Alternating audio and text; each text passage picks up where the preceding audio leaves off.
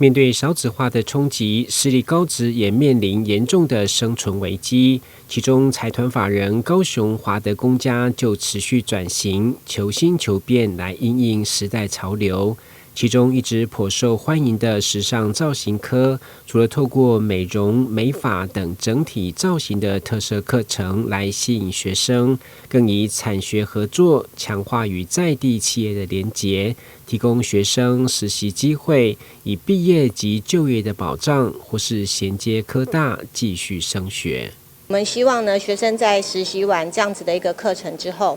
能夠跟我們的就是實務做結合，讓我們學生呢能夠在職場上面是實際運用到的。那當然，學習到這個階段之後呢，如果想要再繼續升學，我們也有銜接的科大。甚至呢，可以科大的話呢，到我們的大學4年級的時候，也是做這樣子一個整年度的職場體驗。希望呢，學生在我們這個時尚造型科課程學習完之後，能夠有自己的一個就是經濟來源，或者是有個人的就是工作室的一個空間，甚至加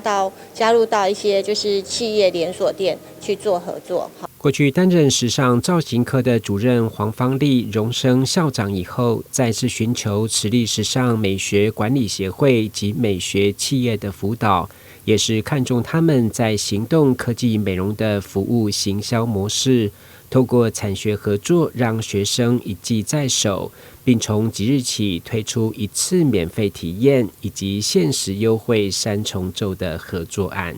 所謂行動式服務型，就是我們可以結合很多店家，可以來做快閃式的一個行動服務的技能的表現。那我們學院把我們這些客戶呢，帶客戶端呢，把它帶到我們美膚教室來做一個舒適的服務比如行動美容或清粉刺美白，還是指甲彩繪，這個部分都是屬於在我們美膚教室都可以做的。那可以帶動我們這些社區呢，他們來做這些服務，那也可以帶動我們這些學員他們在這個附近能夠多給他們一些謀生的一個能力，然後多一點收入。那其實他們可以利用學生在沒有課程的時候呢，可以來